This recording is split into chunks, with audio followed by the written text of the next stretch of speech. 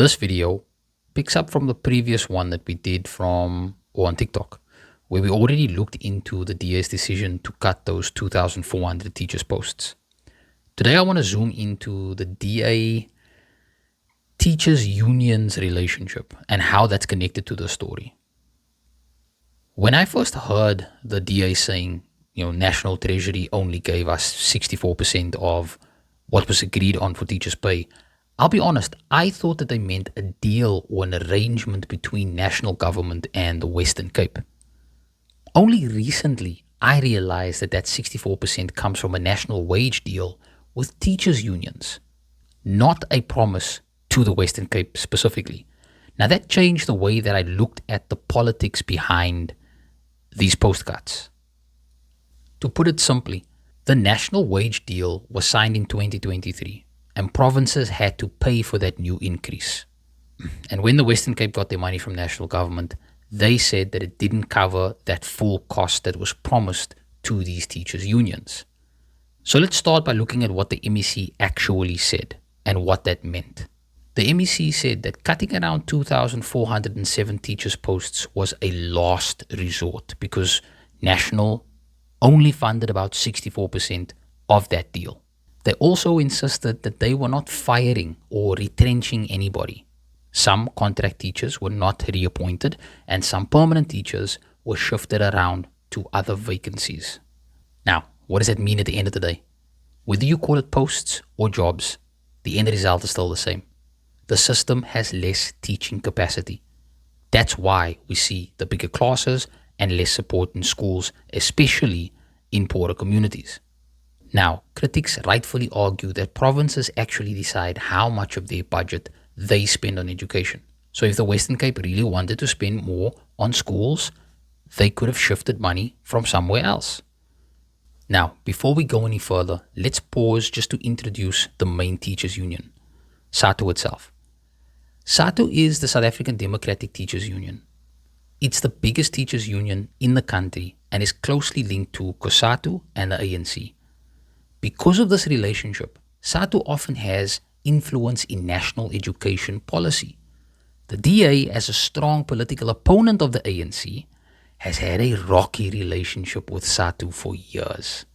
Now, this background matters because when a wage deal with unions wasn't fully funded, the DA pointed to the ANC and its deal with those unions as the main part of the problem, or the whole problem itself, which connects directly to those 2,400 post cuts. Now, there are two major flashpoints that show how tense this relationship has been between the DA and SADTU.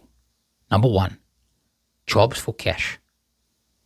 Back in 2014 and in 2015, mainstream media exposed cases where teachers and principal posts were allegedly sold. So a ministerial task team was put together and investigated and then reported on this in 2016. They found some serious irregularities involving union members and government officials in several provinces, I think 6 out of the 9. The report called for disciplinary action and prosecution, but progress has been very, very slow. As of 2025, audits and verification processes are still ongoing, with expectations of outcomes for October next month.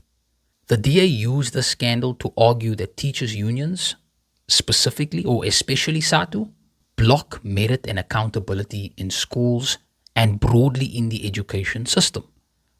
SADTU's response has been to say that the whole system is flawed, and they rejected any idea of corruption defining who they are and what they are. The DA was so serious about this, they even went as far as lodging a complaint with the South African Human Rights Commission in 2017, which was taken up. They started an investigation. Then number two, there used to be these ANAs, or annual national assessments. These were standardized tests for grade 1 to 6 and grade 9, meant to be a kind of health check on the school system. Originally, the Department of Basic Education said that ANAs was supposed to be like a diagnostic, a way to spot weaknesses and to guide extra support. They were never meant to decide teachers' pay or anything like that. But teachers' unions, including SADTU, strongly disagreed with how the ANAs were being done. They argued the tests were badly designed, that writing these tests every year was tedious and just too much, and that it was used more to shame schools and teachers than to actually fix problems.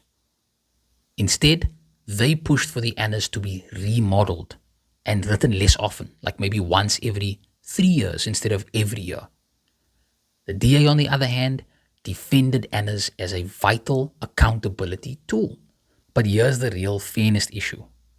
If you start tying test results to teacher pay or job security, it's the teachers in the poorest schools who will get punished the most. They are already working with huge class sizes and almost no resources. That is why SADTU insisted they wanted ANAs to be used to help schools, not to punish them. Hey guys, so before I forget, the channel is currently sitting on about 4,300 subscribers. The goal is now to get to 5,000. That is just step 1 in getting to 100,000. That's the goal. On TikTok, we're sitting at 90 at the moment, so we can do this. But I need you to help me. I need you to share this post. I need you to subscribe. I need you to comment in the comment section, have a discussion with each other. Help me to get this thing to grow. Thank you for the support, and let's get back to the video. Now look, from my personal perspective, this speaks a lot to the very capitalistic ideology of the DA. This competition for better performance. Now, when everybody is on the same level, when everybody has access to the same resources and the same skills and the same networks, that can work to a degree if it is regulated the right way. But if that sense of competition goes unchecked, it becomes destructive because it seeks to win by any means necessary, at the cost of anyone and anything that gets in its way. It's like racing a Lamborghini against a Fola and expecting to have a fair race. It does not make sense. But if we really work towards making sure that every school had the resources and the skills that they needed, that every child had access to Wi-Fi, to internet, to books, to properly skilled teachers, then I'm all for those assessments. Because then you are at that stage where you can now push for excellence. But we are not there yet. Bringing this back to those 2,400 posts. If you see this through the DA's eyes, national government short-funded the wage deal. Provinces are now stuck. Unions have been resisting accountability. Job posts are allegedly being bought and sold. So we have no choice but to cut posts to keep the books balanced and to hold decision makers accountable. If you see this through SADTU or critics' eyes, the province chose not to cushion schools enough. And this hurt the poorest communities the most. My personal take, given the long-running DA-SADTU tensions over jobs for cash, the ANAs, accountability, it's easy to see how politics shapes the messaging around these cuts. Whether the motive was to pressure national government, to undercut unions and to punish them, or just a really hard budget choice, the bottom line is still the same. Your kids and teachers in working class areas are the ones who paid for this. Where do I stand on this? We should measure school performance regularly. Otherwise, we are flying blind here. But the results must be used to send help, not to punish schools that are already starved of the very basics. And on the budgets, when a province says that our hands are tied, we have to ask the question, did you prioritize, in this case, classrooms and education over less urgent spending? Because don't come to me with nonsense about how investment is going to strengthen the economy. Yes, it's going to strengthen the economy. Is it going to change the quality of life of the average South African? No. What is education? So that an educated population can fill the positions needed to drive economic development in our country. That is the solution. If you've got a child in a crowded class, or you are a teacher on contract. Tell me what you are seeing on the ground. And if you want to take a deeper dive with some of these documents and these timelines, check the description. I'm going to try and list some of the sources there. And if you are new here, don't forget to like, don't forget to subscribe, and hit that notification bell so that you don't miss the next one. Catch you in the next video.